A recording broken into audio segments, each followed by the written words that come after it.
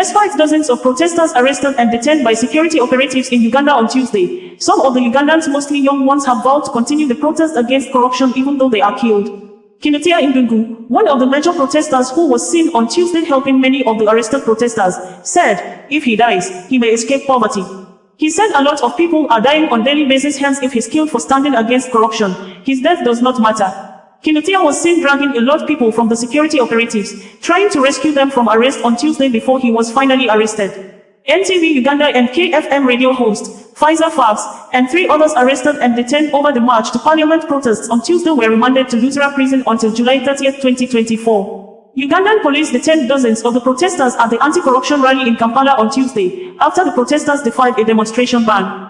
Security were intensified around Bushega roundabout towards Massacre Road as youths attempted the July 23 march to Parliament for anti-graft protests. Police and other security agencies were seen patrolling the streets of Soroti City in anticipation of the planned demonstrations against corruption by some members of the community. Security were also heightened around Callaway as some youths attempt to march to Parliament to protest against corruption. Opposition leader Bobby Wine said heavily armed security forces were besieging his party headquarters on Monday and had arrested several leaders on the eve of a planned anti-corruption march that has been banned by the authorities. 3 Ugandan opposition politicians were detained and remanded in prison on the eve of a banned anti-corruption march, police has said Monday. The 3 members of parliament and 7 other people have appeared in court today, charged with various offences and remanded to prison, Uganda police spokesman Kituyuma Rusuke told AFP late Monday, without giving further details on the charges. He identified the arrested legislators as Francis Zaev, Charles Tebandeke, and Hassan Kirubira, all members of the opposition National Unity Platform, and said they would appear in court on Thursday for their bail hearing. Ugandan security forces arrested dozens of people attempting to march to Parliament to protest high-level government corruption.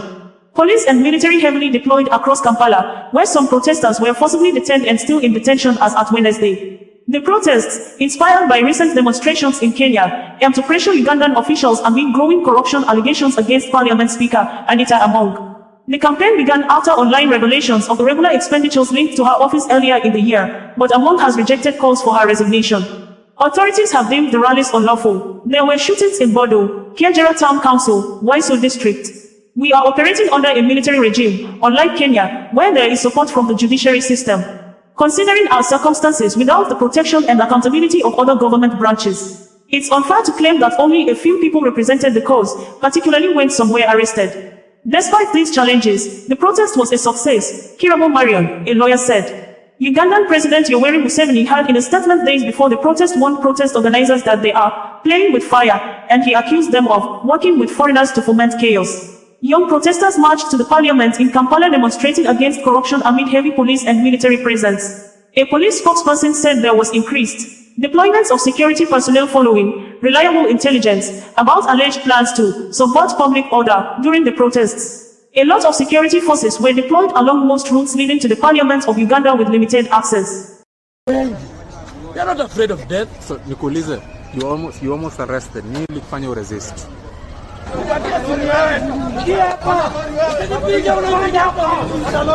Listen, these people can arrest me, go and kill me. I'm more useful to the struggle alive than dead. Yeah? If I can resist and survive, I'm going to resist because I'm more useful to the struggle alive than dead. But also, let them know, if they arrest me and kill me, 5,000 people are going to be bored and resist. Kwa sababu waliua Kimathi, resistance ilisha. Resistance inaendelea bwana. Watu bado wana resist.